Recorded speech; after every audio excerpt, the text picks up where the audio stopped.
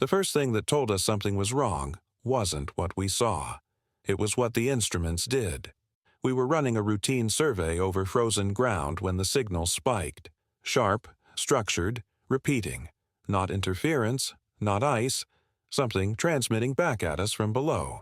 We marked the coordinates and drilled through the surface expecting rock or empty permafrost. We hit metal. Beneath the ice was a command module. Sealed, intact, built to military standards I recognized, but tagged with no identifiers, no serials, nothing that existed in our logs. When we rerouted power from the portable generators, the system came alive immediately. No delay, no decay, like it had been waiting. That's when the signal changed. The pulse shifted frequency and strength, no longer outbound, responsive, and somewhere beyond our perimeter, the snow began to move, slowly, deliberately, as if something massive had just been given permission to wake up. At that moment, it became clear. The module wasn't abandoned. It was guarded. This channel documents frontline accounts like this one. Subscribe for future reports. The operation took place in northern Alaska in late 1997, during a joint winter survey assigned to our unit. Officially, the task was simple. Map subsurface anomalies in a region scheduled for future infrastructure testing.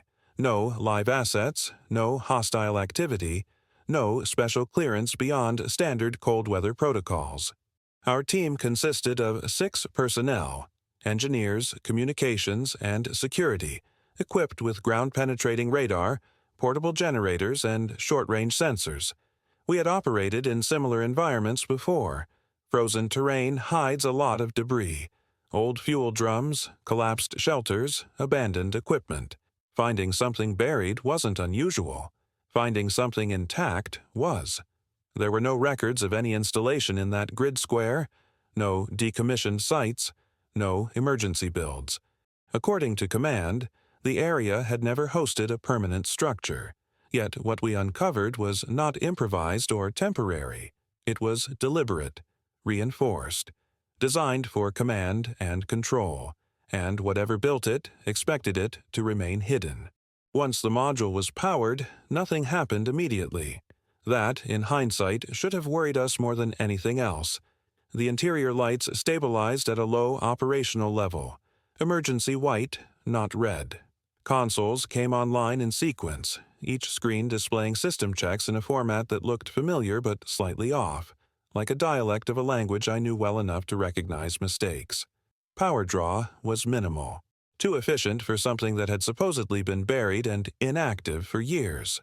We split into 2 elements. One team cataloged the interior, control room, comms racks, sealed side compartments, while the rest of us maintained a perimeter topside. The weather was still. No wind, no snow movement. Alaska has a way of going quiet that feels unnatural, like the land itself is holding its breath. About 10 minutes in, our sensor operator flagged a change. The ground-penetrating radar started returning echoes that weren't there before. Not structural, not geological. Broad shapes, deep beneath the ice, shifting position slowly. At first, we assumed calibration drift caused by the generators. We recalibrated twice. The returns stayed. Then the module reacted. One of the consoles switched modes without input. A narrowband transmission activated.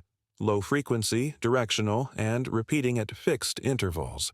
It wasn't broadcasting randomly. It was calling something, or syncing with it. The signal strength increased gradually as if the system was ramping up to avoid detection. We tried to shut it down. The controls responded, but with delays. Commands registered, then stalled. It felt less like a malfunction, and more like the system was prioritizing something else. One of the engineers pointed out that several subsystems weren't just online.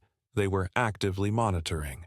External sensors, thermal, vibration, motion. That's when we noticed the first physical change outside the perimeter. Snow doesn't usually move in straight lines. It shifts, collapses, slides. What we saw was different. A shallow depression forming beyond the sensor line, compressing inward as if weight was being applied from below. Not a breach, not an eruption. just pressure migrating slowly toward us. We expanded the perimeter and went weapons ready, though none of us said it out loud. There was no visible target, nothing to aim at. Just a growing certainty that whatever the module had signaled was no longer dormant. The radar returns grew clearer. The shapes below the ice weren't random. They showed symmetry, segmentation, mass far exceeding anything natural in that region. The movement pattern suggested response, not drift. Every time the module transmitted, the subsurface echoes adjusted course, closing distance. Command was notified with a priority update. The response was delayed. Satellite latency was expected that far north, but the silence felt wrong, as if we were already outside whatever channels were supposed to protect us. Inside the module, a new indicator illuminated on the main console. No label, just a steady symbol pulsing in time with the transmission. One of the techs said it reminded him of an automated defense status. Standby transitioning to active. That's when the temperature dropped. Not ambient cold. We were prepared for that, but localized. Sensors near the module registered a sharp thermal gradient, as if something was drawing heat away from the surrounding ice. Frost patterns began forming outward from the structure, radiating like stress fractures. The snow depression accelerated. What had been slow and deliberate became purposeful. The surface began to deform in multiple points, not just one. We were no longer dealing with a single mass. Whatever was moving below us had scale, and it was repositioning. We issued an internal evacuation order from the module. As the last team member exited, the transmission cut abruptly. For a brief moment, everything stopped. Then the ground shook. Not violently, but with controlled force. Enough to knock one of us off balance. Enough to confirm that the ice was no longer just ice. The signal returned, stronger than before. And this time, it wasn't just the module transmitting. Something beneath us responded in kind, through the ice, through the ground, through a vibration we felt in our boots and in our chests. A low-frequency acknowledgement, like a system coming fully online. At that point, escalation was no longer theoretical. The module had done what it was designed to do, and whatever it was meant to defend was awake. We never saw it break the surface. Not fully. The first contact wasn't visual, it was positional. The vibration patterns changed, no longer broad or exploratory but precise, targeted. The subsurface mass stopped circling and locked onto our location as if our coordinates had been confirmed. Then the ice split, not in an explosion, in controlled fractures, long clean lines radiating outward, venting cold air and powdered snow. Something massive shifted beneath us, close enough that the ground rose and fell in slow pulses. Whatever it was, it understood pressure, weight, restraint. Our perimeter lights swept the area, catching movement beneath semi-transparent ice. A shape passed under the surface, too large, too coherent to be debris. It moved with intent, adjusting its path when we repositioned, reacting to us in real time. One of the sensors screamed and went dead. At that same moment, the module behind us emitted a short transmission burst, sharper than before. A command, not a call. Immediately, the movement below us stopped. Then something rose. Not a creature in any form I can describe cleanly. What emerged was partial, an outline pressing upward against the ice, deforming it without fully breaking through. A silhouette defined by absence, by the way light failed to reflect where it should have. The scale was wrong. Too wide, too tall. The module's external panels shifted on their own. Antennas reoriented. Systems we hadn't activated came online. The structure wasn't responding to us anymore. It was interacting directly with whatever was beneath the surface. That's when we understood the relationship. The module wasn't a command center for people. It was an interface.